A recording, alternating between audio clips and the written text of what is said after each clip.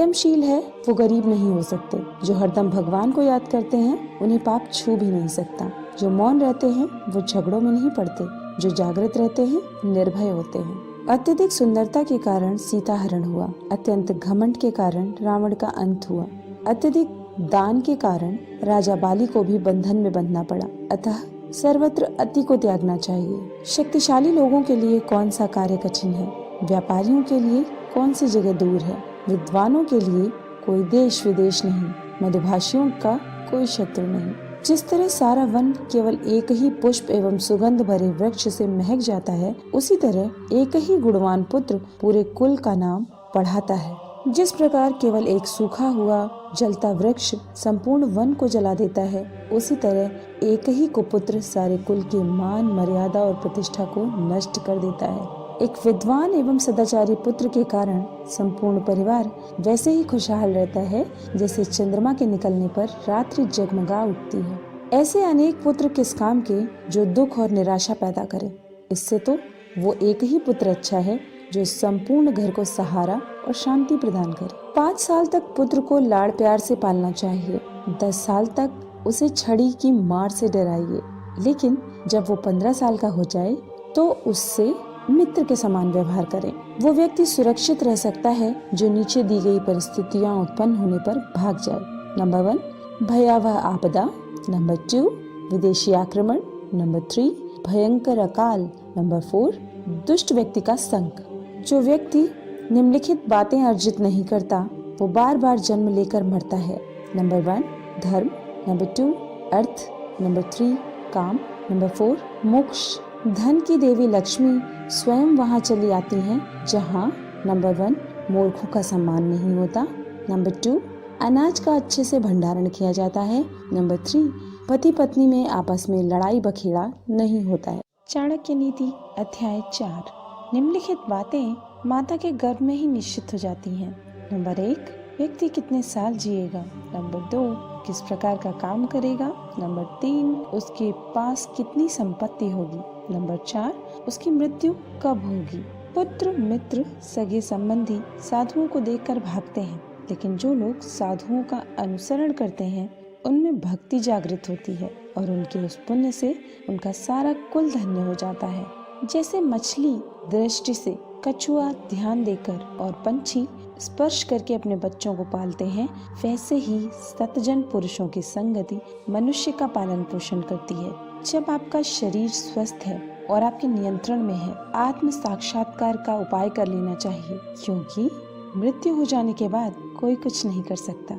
विद्या अर्जन करना ये एक कामधेनु के समान है जो हर मौसम में अमृत प्रदान करती है।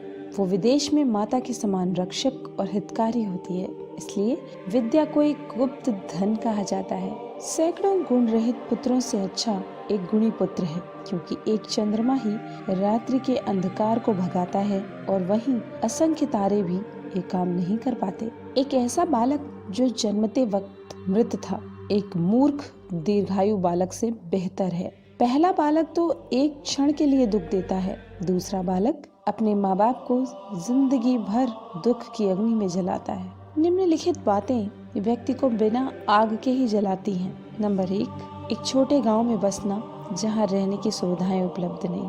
नंबर 2 एक ऐसे व्यक्ति के यहाँ काम करना जो नीच कुल में पैदा हुआ है। नंबर 3 अस्वास्थ्यवर्धक भोजन का सेवन करना। नंबर 4 जिसकी पत्नी हरदम गुस्से में होती है। नंबर 5 जिसको मूर्ख पुत्र है। नंबर 6 जिसकी पुत्री विधवा हो गई हो। वो गाय किस काम की जो न दूध देती है और न बच्चे को जन्म देती है। उसी प्रकार उस बच्चे का जन्म भी किस काम का जो न ही विद्वान हुआ और न ही भगवान का भक्त हुआ। जब व्यक्ति जीवन के दुख से झुलसता है तो उसे निम्नलिखित ही सहारा देते हैं: पुत्र और पुत्री, पत्नी, भगवान के भक्त। ये बातें एक ही बार होनी चाहिए। नंबर 1 राजा का बोलना। नंबर 2 विद्वान व्यक्ति का बोलना। नंबर 3 लड़की का ब्याहना। जब आप तप करते हैं तो अकेले करें, अभ्यास करते हैं तो दूसरों के साथ करें, गायन करते हैं तो 3 लोग करें, कृषि 4 लोग करें, युद्ध अनेक लोग मिलकर करें। वही अच्छी पत्नी है जो शुचिपूर्ण है, पारंगत है, शुद्ध है, पति को प्रसन्न रखने वाली है और सत्यवादी है। जिस व्यक्ति के पास पुत्र नहीं है उसका घर उजाड़ है, जिसे कोई सगे संबंधी नहीं है उसकी सभी दिशाएं उजाड़ हैं। मूर्ख व्यक्ति का हृदय उजाड़ है, निर्धन व्यक्ति का सब कुछ उजाड़ है। जिस आध्यात्मिक सीख का आचरण नहीं किया जाता वो जहर है। जिसका पेट खराब है उसके लिए भोजन जहर है। निर्धन व्यक्ति के लिए लोगों के किसी सामाजिक या व्यक्तिगत कार्यक्रम में एकत्र होना जहर है। जिस व्यक्ति के पास धर्म और दया नहीं है उसे दूर करो। जिस गुरु के पास आध्यात्मिक ज्ञान नहीं है उसे दूर करो। जिस पत्नी के चेहरे पर हरदम घृणा है उसे दूर करो। जिन रिश्तेदारों के पास प्रेम नहीं है उन्हें दूर करो। सतत भ्रमण करना व्यक्ति को बूढ़ा बना देता है। यदि घोड़े को हरदम बांध कर रखते हैं तो वो बूढ़ा हो जाता है। धूप में रखने से कपड़े पुराने हो जाते हैं। इन बातों को बार बार गौर करें। सही समय, सही मित्र, सही ठिकाना, पैसे कमाने के सही साधन, पैसा खर्चा करने के सही तरीके आपके ऊर्जा स्रोत। द्विज अग्नि में भगवान देखते हैं। भक्तों के हृदय में परमात्मा का वास होता है। जो अल्पमति के लोग होते हैं वो मूर्ति में भगवान देखते हैं, लेकिन जो व्यापक दृष्टि रखने वाले लोग होते हैं वो ये जानते हैं कि भगवान सर्व। चाणक्य नीति अध्याय 5। ब्राह्मणों को अग्नि की पूजा करनी चाहिए, दूसरे लोगों को ब्राह्मणों की पूजा करनी चाहिए, पत्नी को पति की पूजा करनी चाहिए तथा दोपहर के भोजन में आने के लिए जो अतिथि आए उसकी सभी को पूजा करनी चाहिए। सोने की परख उसे घिसकर, काटकर, गर्म करके और पीट कर की जाती है। उसी तरह व्यक्ति का परीक्षण वो कितना त्याग करता है, उसका आचरण कैसा है, उसमें गुण कौन से हैं और उसका व्यवहार कैसा है, इससे होता है। यदि आप पर मुसीबत आती नहीं है तो उससे सावधान रहें, लेकिन यदि मुसीबत आ जाती है तो किसी भी तरह उससे छुटकारा पाएं।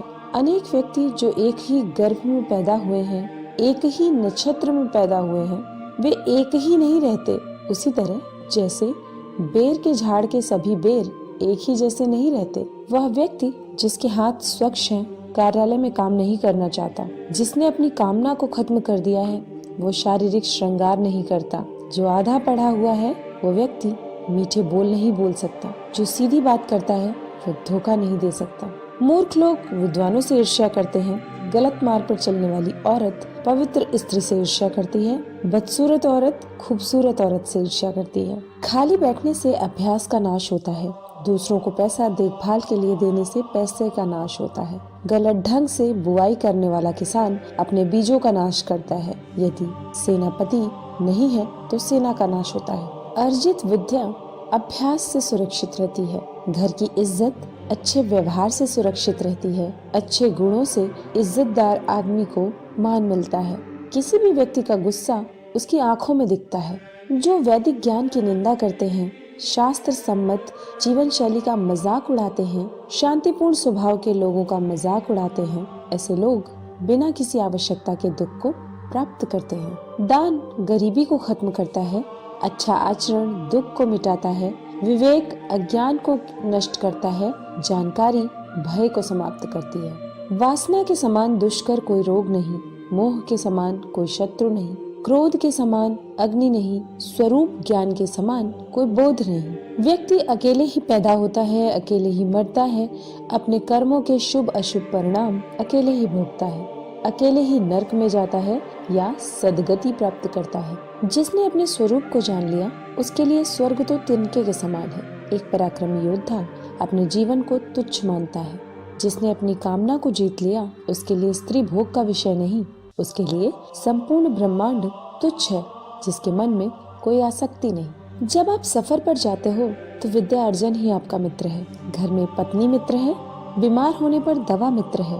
अर्जित पुण्य मृत्यु के बाद एकमात्र मित्र है। समुद्र में होने वाली वर्षा व्यर्थ है। जिसका पेट भरा हुआ है उसके लिए अन्न व्यर्थ है। पैसे वाले आदमी के लिए भेंट वस्तु का कोई अर्थ नहीं। दिन के समय जलता दिया व्यर्थ है। निर्धन को धन की कामना, पशु को वाणी की कामना, लोगों को स्वर्ग की कामना, देव लोगों को मुक्ति की कामना। सत्य की शक्ति ही इस दुनिया को धारण करती है। सत्य की शक्ति से ही सूर्य प्रकाशमान है, हवाएं चलती हैं। सही में सब कुछ सत्य पर ही आश्रित है। लक्ष्मी जो संपत्ति की देवता है वो चंचला है। हमारी श्वास भी चंचला है। हम कितना जिएंगे इसका कोई ठिकाना नहीं, हम कहाँ रहेंगे ये भी पक्का नहीं। कोई बात यहाँ पर यदि पक्की है तो वो ये कि हमारा अर्जित पुण्य कितना है। आदमियों में नाई सबसे धूर्त है, कौवा पक्षियों में सबसे धूर्त है, लोमड़ी प्राणियों में सबसे धूर्त है, औरतों में लंपट औरत सबसे धूर्त है। ये सब आपके पिता हैं। नंबर 1 जिसने आपको जन्म दिया है। नंबर 2 जिसने आपका यज्ञोपवीत संस्कार किया है। नंबर 3 जिसने आपको पढ़ाया है। नंबर 4 जिसने आपको भोजन दिया है। नंबर 5 जिसने आपको भयपूर्ण परिस्थितियों में बचाया है। इन सब को अपनी माताएं समझें। नंबर 1 राजा की पत्नी। नंबर 2 गुरु की पत्नी। नंबर 3 मित्र की पत्नी। नंबर 4 पत्नी की माँ। नंबर 5 आपकी माँ। चाणक्य नीति अध्याय 6। श्रवण करने से धर्म का ज्ञान होता है, द्वेष दूर होते हैं, ज्ञान की प्राप्ति होती है और माया की आसक्ति से मुक्ति होती है। पक्षियों में कौवा नीच है, पशुओं में कुत्ता नीच है। जो तपस्वी पाप करता है वो घिनौना है, लेकिन जो दूसरों की निंदा करता है वो सबसे बड़ा चांडाल है। राख से घिसने पर पीतल चमकता है, तांबा इमली से साफ होता है, औरतें प्रदर से शुद्ध होती है, नदी बहती रहे तो साफ रहती है। राजा ब्राह्मण और तपस्वी योगी जब दूसरे देश जाते हैं तो आदर पाते हैं, लेकिन औरत यदि भटक जाती है तो बर्बाद हो जाती है। धनवान व्यक्ति के कई मित्र होते हैं, उसके कई संबंधी भी होते हैं। धनवान को ही आदमी कहा जाता है और पैसे वाले को ही पंडित कहकर नवाजा जाता है। सर्वशक्तिमान की इच्छा से ही बुद्धि काम करती है, वही कर्म को नियंत्रित करता है। उसी की इच्छा से आसपास में मदद करने वाले लोग आ जाते हैं। काल सभी जीवों को निपुणता प्रदान करता है, वो सभी जीवों का संहार भी करता है। वो जागता रहता है जब सब सो जाते हैं। काल को कोई जीत नहीं सकता। जो जन्म से अंधे हैं वो देख नहीं सकते, उसी तरह जो वासना के अधीन है वो भी देख नहीं सकते। अहंकारी व्यक्ति को भी कभी ऐसा नहीं लगता कि वो कुछ बुरा कर रहा है, और जो पैसे के पीछे पड़े हैं उनको उनके कर्मों में कोई पाप दिखाई नहीं देता। जीवात्मा अपने कर्मों के मार्ग से जाता है और जो भी भले बुरे परिणाम कर्मों में आते हैं उन्हें भोगता है।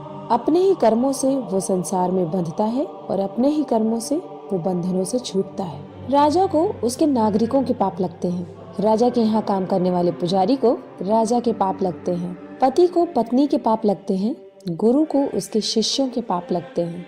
अपने ही घर में व्यक्ति के ये शत्रु हो सकते हैं, जिसका बाप यदि हरदम कर्ज में डूबा रहता है, उसकी माँ यदि किसी दूसरे पुरुष से संग करती है, सुंदर पत्नी वो लड़का जिसने शिक्षा प्राप्त न की हो। एक लालची आदमी को भेंट वस्तु देकर संतुष्ट कर सकते हैं, एक कठोर आदमी को हाथ जोड़कर संतुष्ट करें, एक मूर्ख को सम्मान देकर संतुष्ट करें, एक विद्वान आदमी को सच बोलकर संतुष्ट करें। एक बेकार राज्य का राजा होने से बेहतर है कि व्यक्ति किसी राज्य का राजा ना हो।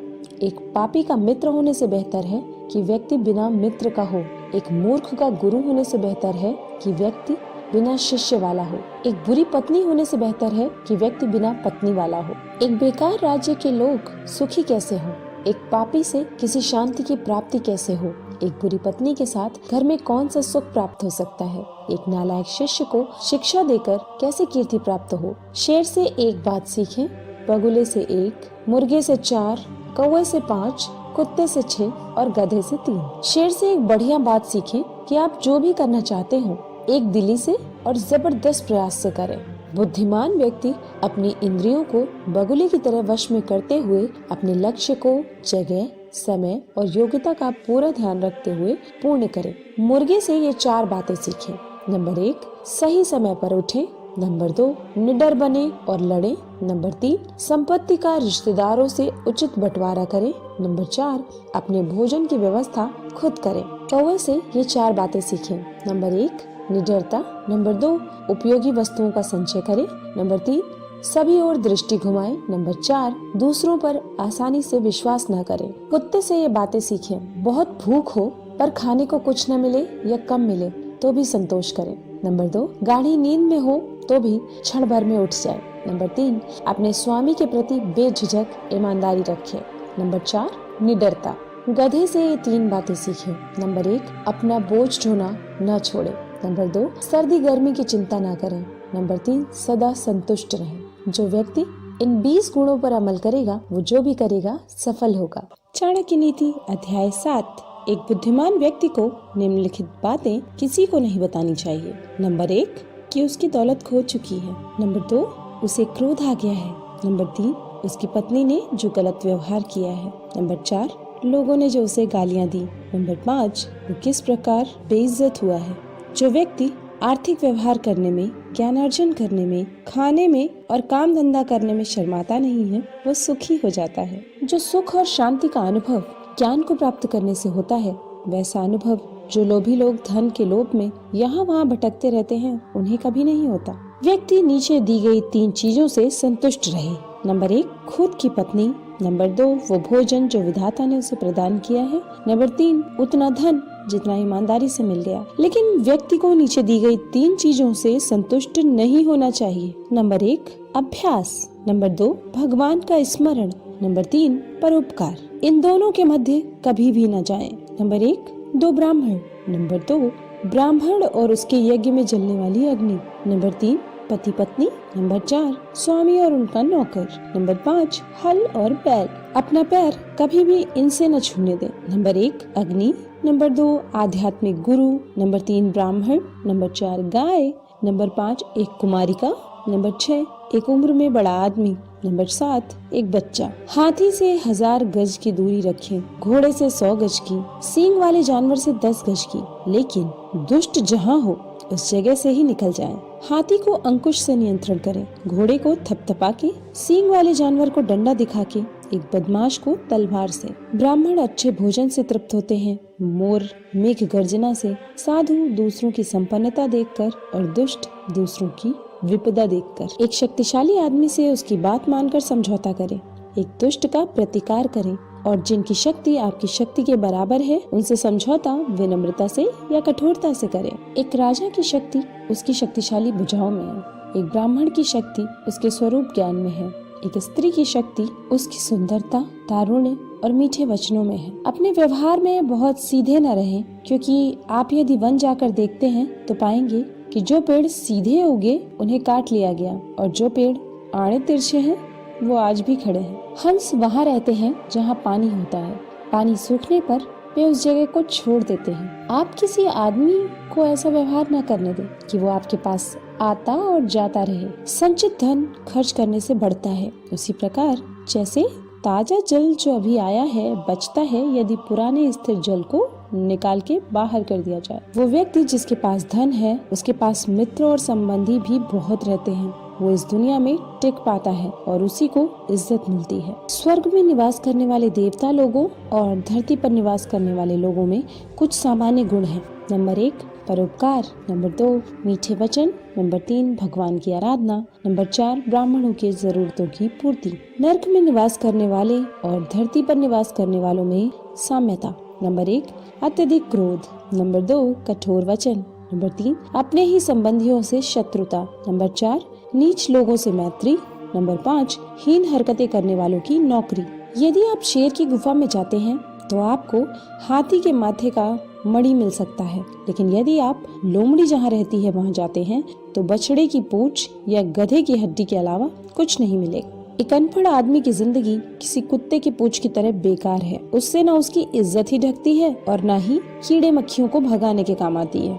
यदि आप दिव्यता चाहते हैं तो आपकी बोली, मन और इंद्रियों में शुद्धता होनी चाहिए। उसी प्रकार आपके हृदय में करुणा भी होनी चाहिए। जिस प्रकार एक फूल में खुशबू है, तिल में तेल है, लकड़ी में अग्नि है, दूध में घी है, गन्ने में गुड़ है, उसी प्रकार यदि आप ठीक से देखते हैं तो हर व्यक्ति में परमात्मा है। चाणक्य नीति अध्याय 8। नीच वर्ग के लोग दौलत चाहते हैं, मध्यम वर्ग के लोग दौलत और इज्जत दोनों चाहते हैं, लेकिन उच्च वर्ग के लोग सम्मान चाहते हैं, क्योंकि सम्मान ही उच्च लोगों की असली दौलत है। दीपक अंधेरे का भक्षण करता है, इसलिए काला धुआं बनता है। इसी प्रकार जिस प्रकार का अन्न आप खाते हैं उसी प्रकार के हमारे विचार उत्पन्न होते हैं। हे विद्वान पुरुष, अपनी संपत्ति केवल पात्र को ही दें और दूसरों को कभी न दें। जो जल बादल को समुद्र देता है वो बड़ा मीठा होता है। बादल वर्षा करके वो जल पृथ्वी के सभी चल अचल जीवों को दे देता है और फिर उसे समुद्र को लौटा देता है। शरीर पर मालिश करने के बाद, शमशान में चिता का धुआं शरीर पर आने के बाद, संभोग करने के बाद, दाढ़ी बनाने के बाद, जब तक आदमी नहा न ले वो चांडाल रहता है। जल अपच की दवा है। जल चैतन्य निर्माण करता है। यदि उसे भोजन पच जाने के बाद पीते हैं, पानी को भोजन के बाद तुरंत पीना विष पीने के समान है। यदि ज्ञान को उपयोग में न लाया जाए तो वो खो जाता है। यदि आदमी अज्ञानी हो तो वो खो जाता है। सेनापति के बिना सेना खो जाती है, पति के बिना पत्नी खो जाती है। वो आदमी अभागा है जो अपने बुढ़ापे में पत्नी की मृत्यु देखता है। वो भी अभागा है जो अपनी संपदा संबंधियों को सौंप देता है। वो भी अभागा है जो खाने के लिए दूसरों पर निर्भर है। ये बातें बेकार हैं। वेद मंत्रों का उच्चारण करना लेकिन निहित यज्ञ कर्मों को न करना। यज्ञ करना लेकिन बाद में लोगों को दान देकर तृप्त न करना। पूर्णता तो भक्ति से होती है। भक्ति भी सभी सफलताओं का मूल है। एक संयमित मन के समान कोई तप नहीं, संतोष के समान कोई सुख नहीं, लोभ के समान कोई रोग नहीं, दया के समान कोई गुण नहीं। क्रोध साक्षात यम है, तृष्णा नरक की ओर ले जाने वाली वैतरणी है, ज्ञान कामधेनु है, संतोष ही तो नंदनवन है। नीति की उत्तमता ही व्यक्ति के सौंदर्य का गहना है। उत्तम आचरण से व्यक्ति उत्तरोत्तर ऊंचे लोक में जाता है। सफलता ही विद्या का आभूषण है। उचित विनियोग ही संपत्ति का गहना है। नीति भ्रष्ट होने से सुंदरता का नाश होता है। हीन आचरण से अच्छे कुल का नाश होता है। पूर्णता न आने से विद्या का नाश होता है। उचित विनियोग के बिना धन का नाश होता है। जो जल धरती में समा गया वो शुद्ध है। परिवार को समर्पित पत्नी शुद्ध है। लोगों का कल्याण करने वाला राजा शुद्ध है। वो ब्राह्मण शुद्ध है जो संतुष्ट है। असंतुष्ट ब्राह्मण, संतुष्ट राजा, लज्जा रखने वाली वेश्या, कठोर आचरण करने वाली गृहिणी, ये सभी लोग विनाश को प्राप्त होते हैं। क्या करना ऊंचे कुल का यदि बुद्धिमत्ता न हो। एक नीच कुल में उत्पन्न होने वाले विद्वान व्यक्ति का सम्मान देवता भी करते हैं। विद्वान व्यक्ति लोगों से सम्मान पाता है। विद्वान उसकी विद्वता के लिए हर जगह सम्मान पाता है। ये बिल्कुल सच है कि विद्या हर जगह सम्मानित है। जो लोग दिखने में सुंदर हैं, जवान हैं, ऊंचे कुल में पैदा हुए हैं, वो बेकार हैं यदि उनके पास विद्या नहीं है। वो तो पलाश के फूल के समान जो दिखते तो अच्छे हैं पर महकते नहीं। ये धरती उन लोगों के भार से दबी रह जाती है जो मांस खाते हैं, दारू पीते हैं, बेवकूफ हैं। वे सब तो आदमी होते हुए भी पशु हैं। उस यज्ञ के समान कोई शत्रु नहीं जिसके उपरांत लोगों को बड़े पैमाने पर भोजन न कराया जाए। ऐसे यज्ञ राज्यों को खत्म कर देते हैं। यदि पुरोहित यज्ञ में ठीक से उच्चारण न करे तो यज्ञ उसे खत्म कर देता है, और यदि यजमान लोगों को दान एवं भेंट वस्तु न दे तो वो भी यज्ञ द्वारा खत्म हो जाता है। चाणक्य नीति अध्याय 9। तात, यदि तुम जन्म मरण के चक्र से मुक्त होना चाहते हो तो जिन विषयों के पीछे तुम इंद्रियों की संतुष्टि के लिए भागते फिरते हो उन्हें ऐसे त्याग दो जैसे तुम विष को त्याग देते हो। इन सब को छोड़कर हे तात, तितिक्षा, ईमानदारी का आचरण, दया, शुचिता और सत्य, इसका अमृत पियो। वो कमीने लोग जो दूसरों की गुप्त खामियों को उजागर करते फिरते हैं उसी तरह नष्ट हो जाते हैं जिस तरह कोई सांप चींटियों के टीलों में जाकर मर जाता है। शायद किसी ने ब्रह्मा जी जो इस सृष्टि के निर्माता हैं को यह सलाह नहीं दी कि वो स्वर्ण को सुगंध प्रदान करे, गन्ने के झाड़ में फल प्रदान करे, चंदन के वृक्ष को फूल प्रदान करे, विद्वान को धन प्रदान करे, राजा को लंबी उम्र प्रदान करे। अमृत सबसे बढ़िया औषधि है। इंद्रिय सुख से अच्छा भोजन सर्वश्रेष्ठ सुख है। नेत्र सभी इंद्रियों में श्रेष्ठ है। मस्तक शरीर के सभी भागों में श्रेष्ठ है। कोई संदेश वाहक आकाश में जा नहीं सकता, आकाश से कोई खबर आ नहीं सकती, वहाँ रहने वाले लोगों की आवाज सुनाई नहीं देती और उनके साथ कोई संपर्क नहीं हो सकता। इसलिए वो ब्राह्मण जो सूर्य और चंद्र की भविष्यवाणी करता है उसे विद्वान मानना चाहिए। इन सातों को जगा दे यदि ये सो जाएं। नंबर 1 विद्यार्थी, नंबर 2 सेवक, नंबर 3 पथिक, नंबर 4 भूखा आदमी, नंबर 5 डरा हुआ आदमी, नंबर 6 खजाने का रक्षक और नंबर 7 खजांची। इन सातों को नींद से नहीं जगाना चाहिए। नंबर 1 सांप, नंबर 2 राजा, नंबर 3 बाघ, नंबर 4 डंक मारने वाला कीड़ा, नंबर 5 छोटा बच्चा, नंबर 6 दूसरों का कुत्ता और नंबर 7 मूर्ख। जिन्होंने वेदों का अध्ययन पैसा कमाने के लिए किया और जो नीच काम करने वाले लोगों का दिया हुआ अन्न खाते हैं, उनके पास कौन सी शक्ति हो सकती है? वो ऐसे भुजंगों के समान है जो दंश नहीं कर सकते, जिसके डांटने से सामने वाले के मन में डर पैदा नहीं होता और प्रसन्न होने के बाद वो सामने वाले को कुछ नहीं देता। वो ना किसी की रक्षा कर सकता है और ना किसी को नियंत्रित कर सकता है। ऐसा आदमी भला क्या कर सकता है? यदि नाग अपना फन खड़ा करे तो भले ही वो जहरीला ना हो तो भी उसका ये करना सामने वाले के मन में डर पैदा करने को पर्याप्त है। यहाँ ये बात कोई मायने नहीं रखती कि वो जहरीला है कि नहीं। सुबह उठकर दिन भर जो दांव आप लगाने वाले हैं उसके बारे में सोचें। दोपहर को अपनी माँ को याद करें, रात को चोरों को न भूलें। आपको इंद्र के समान वैभव प्राप्त होगा यदि आप अपने भगवान के गले की माला अपने हाथों से बनाएं, अपने भगवान के लिए चंदन अपने हाथों से घिसें, अपने हाथों से पवित्र ग्रंथों को लिखें, गरीबी पर धैर्य से मात करें, पुराने वस्त्रों को स्वच्छ करें, बासी अन्न को गर्म करें, अपनी क्रूरता पर अपने अच्छे व्यवहार से मात करें। चाणक्य नीति अध्याय 10। जिनके पास धन नहीं है वो गरीब नहीं है, वो तो असल में रईस है।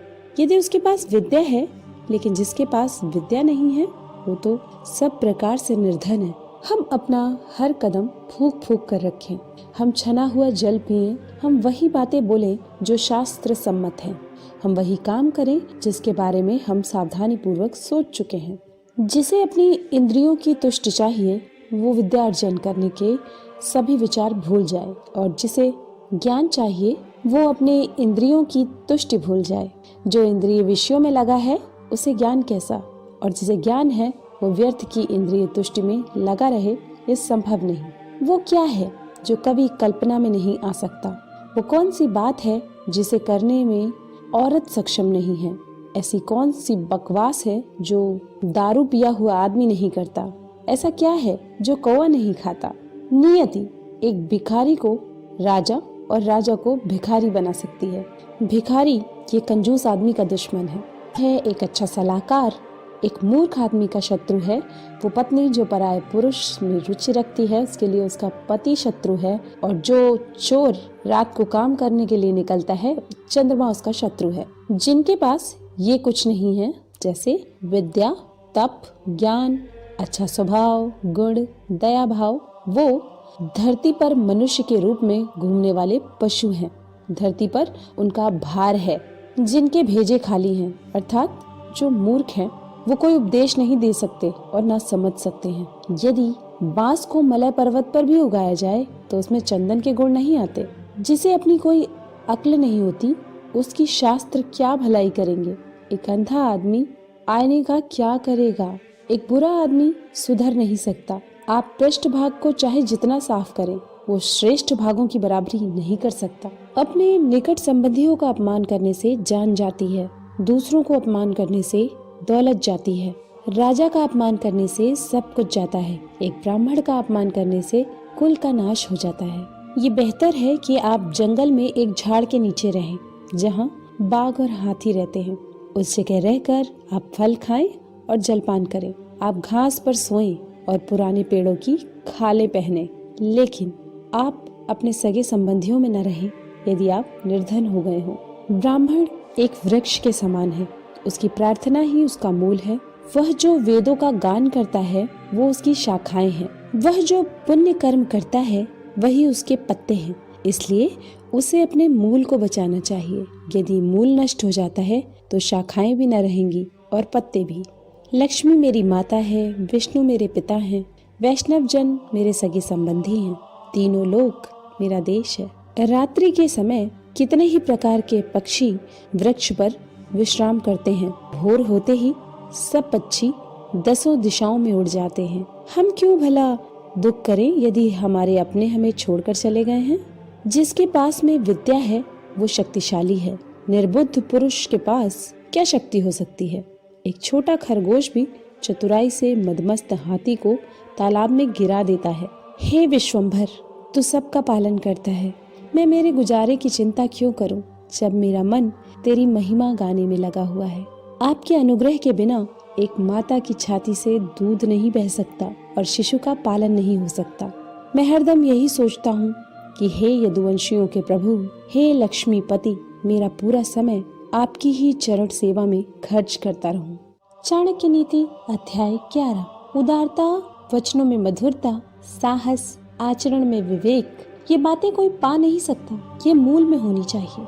जो अपने समाज को छोड़कर दूसरे समाज को जा मिलता है वो उसी राजा की तरह नष्ट हो जाता है जो अधर्म के मार्ग पर चलता है। हाथी का शरीर कितना विशाल है, लेकिन एक छोटे से अंकुश से नियंत्रित हो जाता है।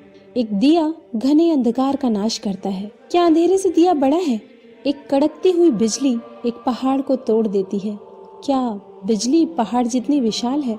जी नहीं, बिल्कुल नहीं। वही बड़ा है जिसकी शक्ति छा जाती है। इससे कोई फर्क नहीं पड़ता कि आकार कितना है। जो घर गृहस्थी के काम में लगा रहता है वो कभी ज्ञान प्राप्त नहीं कर सकता। मांस खाने वाले के हृदय में दया नहीं हो सकती। लोभी व्यक्ति कभी सत्य भाषण नहीं कर सकता और एक शिकारी में कभी शुद्धता नहीं हो सकती। एक दुष्ट व्यक्ति में कभी पवित्रता उदित नहीं हो सकती। उसे चाहे जैसा समझा लो। जैसे नीम का वृक्ष कभी मीठा नहीं हो सकता। आप चाहे उसकी शिखा से मूल तक घी और शक्कर छिड़क दें, आप चाहे 100 बार पवित्र जल से स्नान करें, आप अपने मन का मैल नहीं धो सकते। उसी प्रकार जिस प्रकार मदिरा का पात्र पवित्र नहीं हो सकता, चाहे आप उसे गर्म करके सारी मदिरा की भाप बना दे। इसमें कोई आश्चर्य नहीं कि व्यक्ति उन बातों के प्रति अनुद्गार कहता है जिसका उसे कोई ज्ञान नहीं। उसी प्रकार जैसे एक जंगली शिकारी की पत्नी हाथी के सर का मणि फेंक कर गूंजे की माला धारण करती है। जो व्यक्ति 1 साल तक भोजन करते समय भगवान का ध्यान करेगा और मुंह से कुछ नहीं बोलेगा, उसे 1000 करोड़ वर्ष तक स्वर्गलोक की प्राप्ति होगी। एक विद्यार्थी पूर्ण रूप से निम्नलिखित बातों का त्याग करे।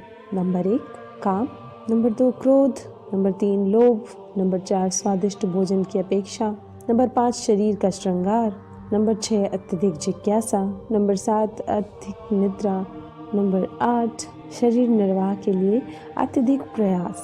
वो ब्राह्मण जो दुकानदारी में लगा है असल में वैश्य ही है।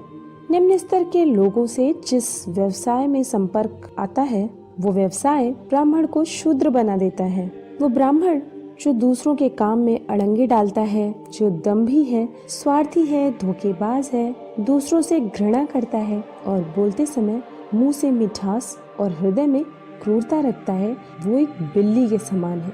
एक ब्राह्मण जो तालाब को, कुएं को, टाके को, बगीचे को और मंदिर को नष्ट करता है वो म्लेच्छ है। वो ब्राह्मण जो भगवान की मूर्ति की संपदा चुराता है और जो अपना गुजारा करने के लिए कुछ भी और सब कुछ खाता है वो चांडाल है। एक गुणवान व्यक्ति को वो सब कुछ दान में देना चाहिए जो उसकी आवश्यकता से अधिक है। केवल दान के कारण ही कर्ण, बाली और राजा विक्रमादित्य आज तक चल रहे हैं। देखिए उन मधुमक्खियों को जो अपने पैर दुख से धरती पर पटक रही हैं और वो अपने आप से कहती हैं, आखिर में सब चला ही गया। हमने हमारे शहद को जो बचा कर रखा था ना ही दान दिया और ना ही खुद खाया। अभी एक पल में ही कोई हमसे सब कुछ छीन कर ले। चाणक्य नीति अध्याय 12। वो गृहस्थ भगवान की कृपा को पा चुका है जिसके घर में आनंददायी वातावरण है, जिसके बच्चे बूढ़ी हैं, जिसकी पत्नी मधुर वाणी बोलती है, जिसके पास अपनी जरूरतें पूरा करने के लिए पर्याप्त धन है, जो अपनी पत्नी से सुखपूर्ण संबंध रखता है, जिसके नौकर उसका कहना मानते हैं, जिसके घर में मेहमान का स्वागत किया जाता है, जिसके घर में मंगलदायी भगवान की पूजा रोज की जाती है, जहाँ स्वाद भरा भोजन पान किया जाता है, जिसे भगवान के भक्तों की संगति में आनंद आता है, जो एक संकट का सामना करने वाले ब्राह्मण को भक्ति भाव से अल्पदान देता है, उसे बदले में विपुल लाभ होता है। वे लोग जो इस दुनिया में सुखी हैं, जो अपने संबंधियों के प्रति उदार हैं, अनजाने लोगों के प्रति सहृदय हैं, अच्छे लोगों के प्रति प्रेम भाव रखते हैं, नीच लोगों से धूर्ततापूर्ण व्यवहार करते हैं, विद्वानों से कुछ नहीं छुपाते, दुश्मनों के सामने साहस दिखाते हैं, बड़ों के प्रति विनम्र और पत्नी के प्रति सख्त हैं। अरे लोमड़ी, उस व्यक्ति के शरीर को तुरंत छोड़ दे जिसके हाथों ने कोई दान नहीं दिया, जिसके कानों ने कोई विद्या ग्रहण नहीं की, जिसके आँखों ने भगवान का सच्चा भक्त नहीं देखा, जिसके पांव कभी तीर्थ क्षेत्रों में नहीं गए, जिसने अधर्म के मार्ग से कमाए हुए धन से अपना पेट भरा और जिसने बिना मतलब ही अपना सर ऊंचा उठा रखा है। अरे लोमड़ी, उसे मत खा, नहीं तो दूषित हो जाएगी।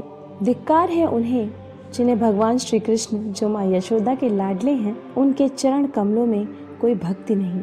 मृदंग की ध्वनि धिक्तम धिक्तम करके ऐसे लोगों का धिक्कार करती है। बसंत ऋतु क्या करेगी यदि बांस पर पत्ते नहीं आते? सूर्य का क्या दोष यदि उल्लू दिन में देख नहीं सकता? बादलों का क्या दोष यदि बारिश की बूंदें चातक पक्षी की चोंच में नहीं गिरती? उसे कोई कैसे बदल सकता है जो किसी के मूल में है? एक दुष्ट के मन में सद्गुणों का उदय हो सकता है यदि वह एक भक्त के सत्संग करता है, लेकिन दुष्ट का संग करने से भक्त दूषित नहीं होता। जमीन पर जो फूल गिरता है उससे धरती सुगंधित होती है, लेकिन पुष्प को धरती की गंध नहीं लगती। उसका सही से कल्याण हो जाता है जिसे भक्त के दर्शन होते हैं। भक्त में तुरंत शुद्ध करने की क्षमता है। पवित्र क्षेत्र में तो लंबे समय के संपर्क से शुद्धि होती है।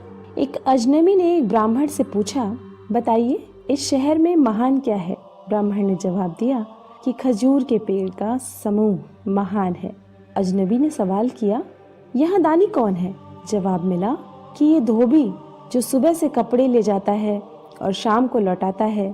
प्रश्न हुआ, यहाँ सबसे काबिल कौन है? जवाब मिला, यहाँ हर कोई दूसरे का द्रव्य और दारा हरण करने में काबिल है। प्रश्न हुआ कि आप ऐसी जगह रह कैसे लेते हैं? जवाब मिला कि जैसे एक कीड़ा एक दुर्गंध युक्त जगह पर रहता है। वो घर जहाँ ब्राह्मणों के चरण कमल को धोया नहीं जाता, जहाँ वैदिक मंत्रों का जोर से उच्चारण नहीं होता और जहाँ भगवान को और पितरों को भोग नहीं लगाया जाता, वो घर एक शमशान है। सत्य मेरी माता है, आध्यात्मिक ज्ञान मेरा पिता है, धर्माचरण मेरा बंधु है, दया मेरा मित्र है, भीतर की शांति मेरी पत्नी है, क्षमा मेरा पुत्र है। मेरे परिवार में ये 6 लोग हैं। हमारे शरीर नश्वर हैं। धन में तो कोई स्थायी भाव नहीं है। मृत्यु हरदम हमारे निकट है, इसलिए हमें तुरंत पुण्य कर्म करने चाहिए। ब्राह्मणों को स्वादिष्ट भोजन से आनंद आता है, गायों को ताजी कोमल घास खाने में, पत्नी को पति के सानिध्य में, क्षत्रियों को युद्ध में आनंद आता है। जो दूसरे की पत्नी को अपनी माता मानता है, दूसरे के धन को मिट्टी का ढेला, दूसरे के सुख दुख को अपने सुख दुख, उसी को सही दृष्टि प्राप्त होती है और वही विद्वान है। भगवान राम में ये सब गुण हैं। नंबर 1, सद्गुणों की प्रीति। नंबर 2, मीठे वचन। नंबर 3, दान देने की तीव्र इच्छा शक्ति। नंबर 4, मित्रों के साथ कपट रहित व्यवहार। नंबर 5, गुरु की उपस्थिति में विनम्रता। नंबर 6, मन की गहरी शांति। नंबर 7, शुद्ध आचरण। नंबर 8, गुणों की परख। नंबर 9, शास्त्र के ज्ञान की अनुभूति। नंबर 10, रूप की सुंदरता। नंबर 11, भगवत भक्ति। कल्पतरु तो एक लकड़ी ही है, सुवर्ण का सुमेर पर्वत तो निश्चल है, चिंतामणि तो एक पत्थर है, सूर्य में ताप है, चंद्रमा तो घटता बढ़ता रहता है, अमर्याद समुद्र तो खारा है, कामदेव का तो शरीर ही जल गया, महाराज बलि तो राक्षस कुल में पैदा हुए, कामधेनु तो पशु ही है, भगवान राम के समान कौन है। विद्या सफर में हमारा मित्र है, पत्नी घर पर मित्र है, औषधि रुग्ण व्यक्ति की मित्र है, मरते वक्त तो पुण्य कर्म ही मित्र है। राज परिवारों से शिष्टाचार सीखें, पंडितों से बोलने की कला सीखें, जुआरियों से झूठ बोलना सीखें, एक औरत से छल सीखें, बिना सोचे समझे खर्च करने वाला नटखट बच्चा जिसे अपना घर नहीं, अपनी पत्नी को दुर्लक्षित करने वाला जो अपने आचरण पर ध्यान नहीं देता है, ये लोग जल्दी ही बर्बाद हो जाएंगे। एक विद्वान व्यक्ति को अपने भोजन की चिंता नहीं करनी चाहिए, उसे सिर्फ अपने धर्म को निभाने की चिंता होनी चाहिए। हर व्यक्ति का भोजन पर जन्म से ही अधिकार है। जिसे दौलत, अनाज और विद्या अर्जित करने में और भोजन करने में शर्म नहीं आती, वो सुखी रहता है। बूंद बूंद से सागर बनता है, इस तरह बूंद बूंद से ज्ञान, गुण और संपत्ति प्राप्त होते हैं। जो व्यक्ति अपने बुढ़ापे में भी मूर्ख है, वो सचमुच ही मूर्ख है। उसी प्रकार जिस प्रकार इंद्र वरुण का फल कितना भी पके मीठा नहीं होता। चाणक्य नीति अध्याय 13। यदि आदमी एक पल के लिए भी जिए तो भी उस पल को शुभ कर्म में खर्च करे। एक कल्प तक जी कर कोई लाभ नहीं। दोनों लोक, इस लोक और परलोक में तकलीफ होती है। हम उसके लिए न पछताएं जो बीत गया। हम भविष्य की चिंता भी न करें। विवेक बुद्धि रखने वाले लोग केवल वर्तमान में जीते हैं। यह देवताओं का, सज्जनों का और पालकों का स्वभाव है कि वे जल्दी प्रसन्न हो जाते हैं। निकट के और दूर के रिश्तेदार तब प्रसन्न होते हैं जब उनका आदर सम्मान किया जाए, उनके नहाने का, खाने पीने का प्रबंध किया जाए। पंडित जन उन्हें आध्यात्मिक संदेश का मौका दिया जाता है तो प्रसन्न होते हैं। जब बच्चा माँ के गर्भ में होता है तो ये 5 बातें तय हो जाती हैं। नंबर 1, कितनी लंबी उम्र होगी। नंबर 2, वो क्या करेगा। नंबर 3, कितना धन अर्जित करेगा। नंबर 4, कितना ज्ञान अर्जित करेगा। नंबर 5, मौत कब होगी। देखिए क्या आश्चर्य है, बड़े लोग अनोखी बातें करते हैं। वे पैसे को तो तिनके की तरह मामूली समझते हैं, लेकिन जब वे उसे प्राप्त करते हैं तो उसके भार से और विनम्र होकर झुक जाते हैं। जो व्यक्ति अपने घर के लोगों से बहुत आसक्ति रखता है वो भय और दुख को पाता है। आसक्ति ही दुख का मूल है। जिसे सुखी होना है उसे आसक्ति छोड़नी पड़ेगी। जो भविष्य के लिए तैयार है और जो किसी भी परिस्थिति को चतुराई से निपटा सकता है, ये दोनों व्यक्ति सुखी हैं। लेकिन जो आदमी सिर्फ नसीब के सहारे चलता है वो बर्बाद होता है। यदि राजा पुण्यात्मा है तो प्रजा भी वैसी ही होती है। यदि राजा पापी है तो प्रजा भी पापी होती है। यदि वो सामान्य है तो प्रजा सामान्य होती है। प्रजा के सामने राजा का उदाहरण होता है और वो उनका अनुसरण करती है। मेरी नजरों में वो आदमी मृत है जो जीते ही धर्म का पालन नहीं करता, लेकिन जो धर्म पालन में अपने प्राण दे देता है वो मरने के बाद भी बेशक लंबा जीता है। जिस व्यक्ति ने न कोई ज्ञान संपादन किया, न ही पैसा कमाया, मुक्ति के लिए जो आवश्यक है उसकी पूर्ति भी नहीं की, वो एक निहायत बेकार जिंदगी जीता है। जो नीच कुल होते हैं वे दूसरों की कीर्ति को देखकर जलते हैं।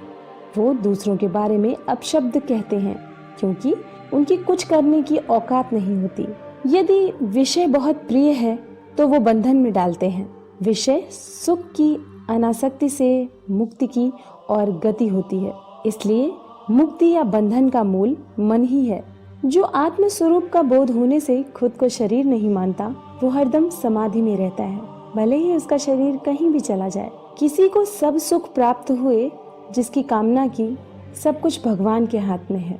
इसलिए हमें संतोष में जीना होगा।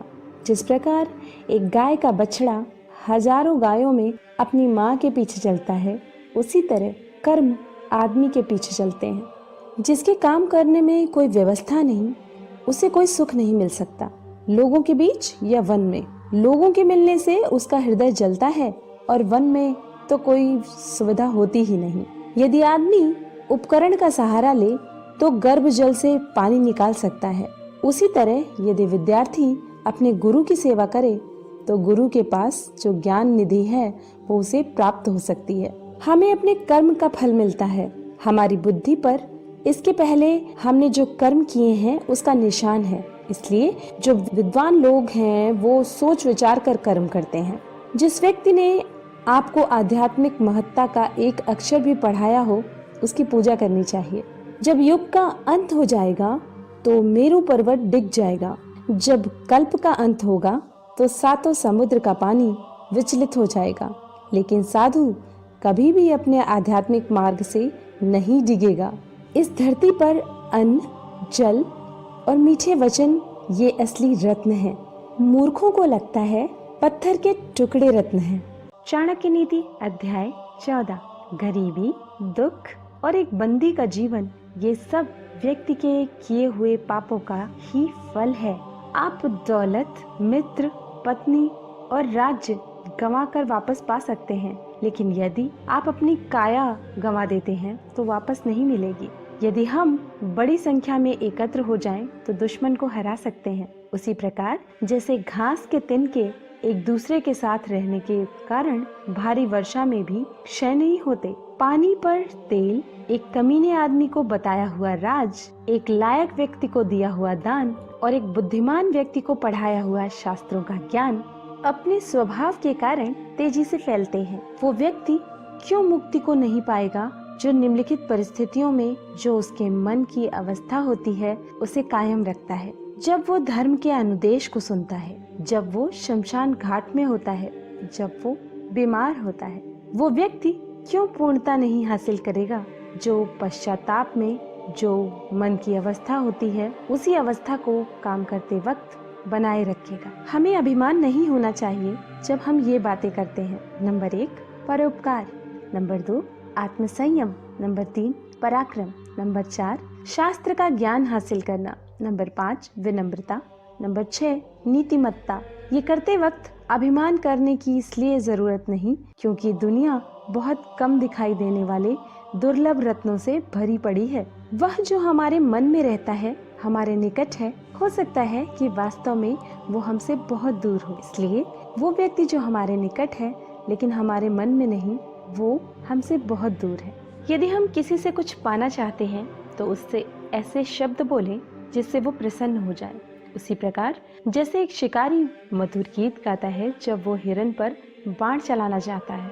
जो व्यक्ति राजा से, अग्नि से, धर्मगुरु से और स्त्री से बहुत परिचय बढ़ाता है वो विनाश को प्राप्त होता है। जो व्यक्ति इनसे पूर्ण रूप से अलिप्त रहता है उसे अपना भला करने का कोई अवसर नहीं मिलता। इसलिए इनसे सुरक्षित अंतर रखकर संबंध रखना चाहिए। हम इनके साथ बहुत सावधानी से पेश आएं। नंबर 1 अग्नि, नंबर 2 पानी, नंबर 3 औरत, नंबर 4 मूर्ख, नंबर 5 सांप, नंबर 6 राज परिवार के सदस्य। जब जब हम इनके संपर्क में आते हैं, क्योंकि ये हमें एक झटके में मौत तक पहुंचा सकते हैं। वही व्यक्ति जीवित है जो गुणवान है और पुण्यवान है, लेकिन जिसके पास धर्म और गुण नहीं, उसे क्या शुभ कामना दी जा सकती है। यदि आप दुनिया को एक काम करके जीतना चाहते हैं तो इन 15 को अपने काबू में रखो, इन्हें इधर उधर भागने न दे। 5 इंद्रियों के विषय। नंबर 1 जो दिखाई देता है, 2 जो सुनाई देता है, 3 जिसकी गंध आती है, 4 जिसका स्वाद आता है, 5 जिसका स्पर्श होता है। 5 इंद्रिय। नंबर 1 आँख, नंबर 2 कान, नंबर 3 नाक, नंबर 4 जिह्वा, नंबर 5 त्वचा। 5 कामेंद्रियां। नंबर 1 हाथ, नंबर 2 पाँव, नंबर 3 मुंह, नंबर 4 ज्ञानेंद्रिय, नंबर 5 गुदा। वही पंडित है जो वही बात बोलता है जो प्रसंग के अनुरूप हो, अपनी शक्ति के अनुरूप दूसरों की प्रेम की से सेवा करता है, जिसे अपने क्रोध की मर्यादा का पता है। एक ही वस्तु देखने वालों की योग्यता के अनुरूप अलग अलग दिखती है, तब करने वाले को वस्तु में देखकर कोई कामना नहीं जागती। जो व्यक्ति बुद्धिमान है वो निम्नलिखित बातें किसी को न बताए। वो औषधि जो उसने बनाई है, जो अच्छा काम कर रही है, वो परोपकार जो उसने किया, उसके घर के झगड़े, उसकी पत्नी के साथ होने वाली व्यक्तिगत बातें, उसने जो ठीक से न पकाया हुआ खाना खाया, जो गालियां उसने सुनी। कोकिल तब तक मौन रहते हैं जब तक वो मीठा गाने की काबिलियत हासिल नहीं कर लेते और सबको आनंद नहीं पहुंचा सकते। हम निम्नलिखित बातें प्राप्त करें और उसे कायम रखें। हमें पुण्य कर्म के जो आशीर्वाद मिले, धन, अनाज, वो शब्द जो हमने हमारे आध्यात्मिक गुरु से सुने, कम पाई जाने वाली दवाइयाँ। हम ऐसा नहीं करते हैं तो जीना मुश्किल हो जाएगा। कुसंग का त्याग करें और संत जनों से मेल जोल बढ़ाएं। दिन और रात गुणों का संपादन करें, उस पर हमेशा चिंतन करें जो शाश्वत है, और जो अनित्य है उसे भूल जाएं। चाणक्य नीति अध्याय 15। वो व्यक्ति जिसका हृदय हर प्राणी मात्र के प्रति करुणा से पिघलता है, उसे जरूरत क्या है किसी ज्ञान की, मुक्ति की, सर के ऊपर जटा जूट रखने की और अपने शरीर पर राख मलने की। इस दुनिया में वो खजाना नहीं है जो आपको आपके सद्गुरु ने एक ज्ञान का एक अक्षर दिया उसके कर्ज से मुक्त कर सके। कांटों और दुष्ट लोगों से बचने के 2 उपाय हैं। पैरों में जूते पहनो और उन्हें इतना शर्मसार करो कि वो अपना सर उठा न सके और आपसे दूर रहे। जो अस्वच्छ कपड़े पहनता है, जिसके दांत साफ नहीं, जो बहुत खाता है, जो कठोर शब्द बोलता है, जो सूर्योदय के बाद उठता है, उसका कितना भी बड़ा व्यक्तित्व क्यों ना हो, वो लक्ष्मी की कृपा से वंचित रह जाएगा। जब व्यक्ति दौलत खोता है तो उसके मित्र, पत्नी, नौकर, संबंधी उसे छोड़कर चले जाते हैं, और जब वो दौलत वापस हासिल कर लेता है तो ये सब लौट आते हैं। इसलिए दौलत ही सबसे अच्छा रिश्तेदार है। पाप से कमाया हुआ पैसा 10 साल रह सकता है, 11वें साल में वो विलुप्त हो जाता है। एक महान आदमी जब कोई गलत काम करता है तो उसे कोई अच्छा नहीं कहता। एक नीच आदमी जब कोई अच्छा काम करता है तो उसका धिक्कार होता है। देखिए, अमृत पीना तो अच्छा है, लेकिन राहु की मौत अमृत पीने से ही हुई। विष पीना नुकसानदायी है, लेकिन भगवान शंकर ने जब विष का पान किया तो विष उनके गले का अलंकार हो गया। एक सच्चा भोजन वो है जो ब्राह्मण को देने के बाद शेष है। प्रेम वो सत्य है जो दूसरों को दिया जाता है। खुद से जो प्रेम होता है वो नहीं।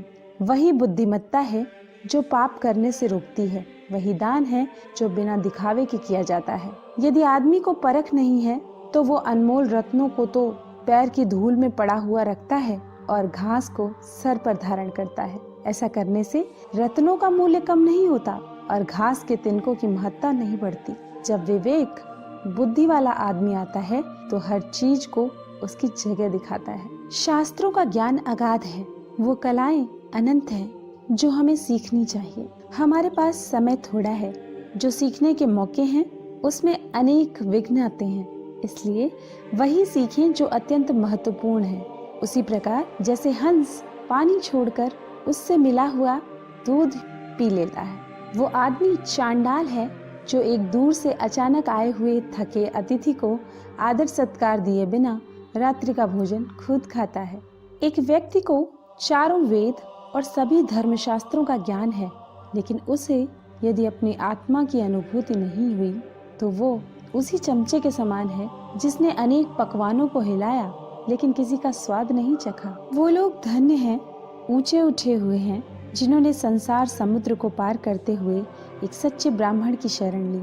उनकी शरणागति ने नौका का काम किया। वे ऐसे मुसाफिरों की तरह नहीं हैं जो एक सामान्य जहाज पर सवार हैं जिसके डूबने का खतरा है। चंद्रमा जो अमृत से लबालब है और औषधियों के देवता माना जाता है, जो अमृत के समान अमर और दैदीप्यमान है, उसका क्या हश्र होता है जब वो सूर्य के घर जाता है, अर्थात दिन में दिखाई देता है। तो क्या एक सामान्य आदमी दूसरों के घर जाकर लघुता को नहीं प्राप्त होगा?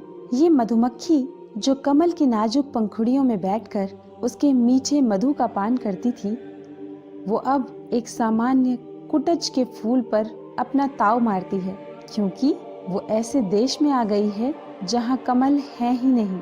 उसे कुटज के पराग ही अच्छे लगते हैं। मेरे स्वामी, मैं ब्राह्मणों के घर में इसलिए नहीं रहती क्योंकि अगस्त ऋषि ने गुस्से में समुद्र को, जो मेरे पिता हैं, पी लिया। भृगु मुनि ने आपकी छाती पर लात मारी। ब्राह्मणों को पढ़ने में बहुत आनंद आता है और वे मेरी जो स्पर्धक है उस सरस्वती की हरदम कृपा चाहते हैं, और वे रोज कमल के फूल को, जो मेरा निवास है, जलाशय से निकालते हैं और भगवान शिव की पूजा करते हैं। दुनिया में बांधने के ऐसे अनेक तरीके हैं जिससे व्यक्ति को प्रभाव में लाया जा सकता है और नियंत्रित किया जा सकता है। सबसे मजबूत बंधन प्रेम का है। इसका उदाहरण वो मधुमक्खी है जो लकड़ी को छेड़ सकती है लेकिन फूल की पंखुड़ियों को छेदना पसंद नहीं करती, चाहे उसकी जान चली जाए। चंदन कट जाने पर भी अपनी महक नहीं छोड़ते। हाथी बूढ़ा होने पर भी अपनी लीला नहीं छोड़ता। गन्ना निचोड़े जाने पर भी अपनी मिठास नहीं छोड़ता। उसी प्रकार ऊंचे कुल में पैदा हुआ व्यक्ति अपने उन्नत गुणों को नहीं छोड़ता, भले ही उसे कितनी भी गरीबी में क्यों न बसर करना पड़े। चाणक्य नीति अध्याय 16। मूर्ख को लगता है कि वो हसीन लड़की उसे प्यार करती है और वो उसका गुलाम बन जाता है और उसके इशारों पर नाचता है। ऐसा यहाँ कौन है जिसमें दौलत पाने के बाद मस्ती नहीं है? क्या कोई बेलगाम आदमी अपने संकटों पर रोक लगा पाया है? इस दुनिया में किस आदमी को औरत ने कब्जे में नहीं किया?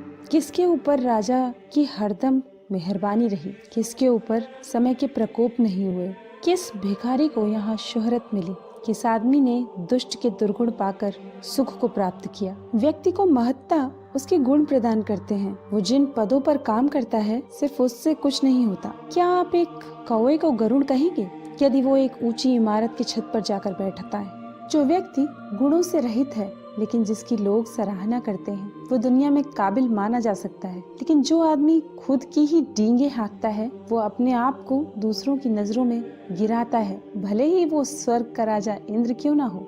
यदि एक विवेक संपन्न व्यक्ति अच्छे गुणों को परिचय देता है तो उसके गुणों की आभा को रत्न जैसी मान्यता मिलती है। एक ऐसा रत्न जो प्रज्वलित है और सोने के अलंकरण में मढ़ने पर और चमकता है। मुझे वो दौलत नहीं चाहिए जिसके लिए कठोर यातना सहनी पड़े या सदाचार का त्याग करना पड़े या अपने शत्रु की चापलूसी करनी पड़े। सभी परोपकार और तप तात्कालिक लाभ देते हैं, लेकिन सुपात्र को जो दान दिया जाता है और सभी जीवों को जो संरक्षण प्रदान किया जाता है उसका पुण्य कभी नष्ट नहीं होता। घास का तिनका हल्का है, कपास उससे भी हल्का है, भिखारी तो अनंत गुना हल्का है। फिर हवा का झोंका उसे उड़ा के क्यों नहीं ले जाता? क्योंकि वो डरता है कि कहीं वो भीख न मांग ले। बेइज्जत होकर जीने से अच्छा है कि मर जाएं। मरने में एक क्षण का दुख होता है, पर बेइज्जत होकर जीने में हर रोज दुख उठाना पड़ता है। सभी जीव मीठे वचनों से आनंदित होते हैं, इसलिए हम सब से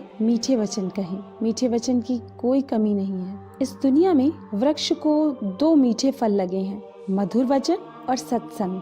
पहले के जन्मों की अच्छी आदतें जैसे दान, विद्यार्जन और तप इस जन्म में भी चलती रहती हैं, क्योंकि सभी जन्म एक श्रृंखला से जुड़े हैं। जिसका ज्ञान किताबों में सिमट गया है और जिसने अपनी दौलत दूसरों के सुपुर्द कर दी है, जरूरत आने पर ज्ञान और दौलत कुछ भी इस्तेमाल नहीं कर सकता। चाणक्य नीति अध्याय 17। वो विद्वान जिसने असंख्य किताबों का अध्ययन बिना सद्गुरु के आशीर्वाद से कर लिया, वो विद्वानों की सभा में एक सच्चे विद्वान के रूप में नहीं चमकता है। उसी प्रकार जिस प्रकार एक नाजायज औलाद को दुनिया में कोई प्रतिष्ठा हासिल नहीं होती, वो चीज जो दूर दिखाई देती है, जो असंभव दिखाई देती है, जो हमारी पहुंच से बाहर दिखाई देती है, वो भी आसानी से हासिल हो सकती है यदि हम तप करते हैं, क्योंकि तप से ऊपर कुछ नहीं। लोभ से बड़ा दुर्गुण क्या हो सकता है और निंदा से बड़ा पाप क्या है? जो सत्य में प्रस्थापित है उसे तप करने की क्या जरूरत है? जिसका हृदय शुद्ध है उसे तीर्थ यात्रा की क्या जरूरत है? यदि स्वभाव अच्छा है तो और किस गुण की जरूरत है? यदि कीर्ति है तो अलंकार की क्या जरूरत है? समुद्र भी सभी रत्नों का भंडार है। वो शंख का पिता है, देवी लक्ष्मी शंख की बहन है। इससे ये बात सिद्ध होती है कि उसी को मिलेगा जिसने पहले दिया है। जब आदमी में शक्ति नहीं रह जाती तो वो साधु हो जाता है। जिसके पास दौलत नहीं होती वो ब्रह्मचारी बन जाता है।